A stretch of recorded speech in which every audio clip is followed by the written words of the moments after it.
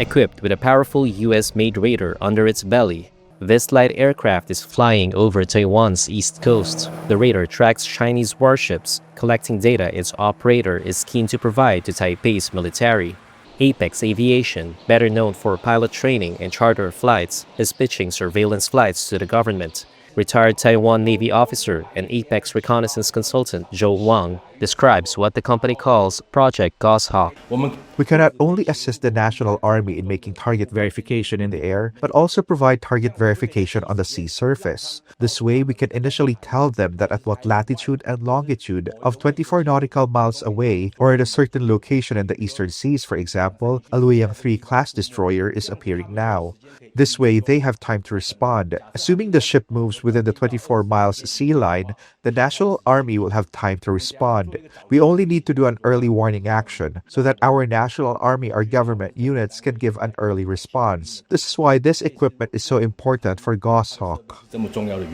Under its, quote, Whole of Society Resilience Initiative, Taiwan's government has invited businesses, research groups, and other organizations to take on more active roles in national security. That includes backing up communications and logistics, shoring up cyber defenses, and potentially contributing to surveillance and intelligence gathering. While common in countries such as the United States, this joint military-civilian approach is new for Taiwan.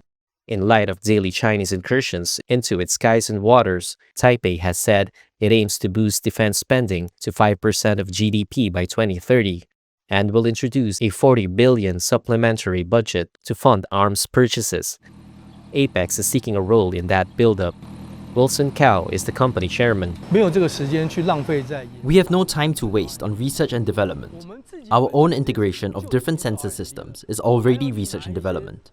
If I still go around trying to incorporate some unproven sensors, wouldn't it be like playing a prank on myself?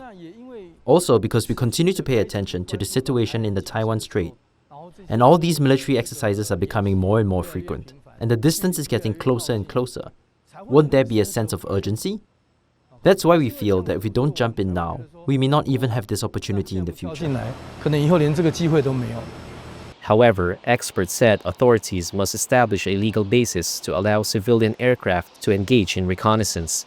Su Ziyun is a research fellow at the Institute for National Defense and Security Research. If the government maintains a patrol fleet and cooperates with the private sector, this is a different cost consideration.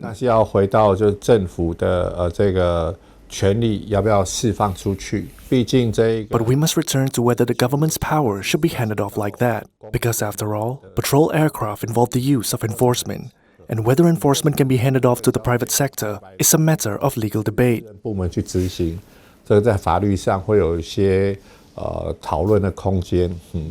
Taiwan's defense ministry told Reuters that it is able to effectively monitor Chinese activities and currently has no plans for cooperation with civilian operators, but it said it was open to new ideas.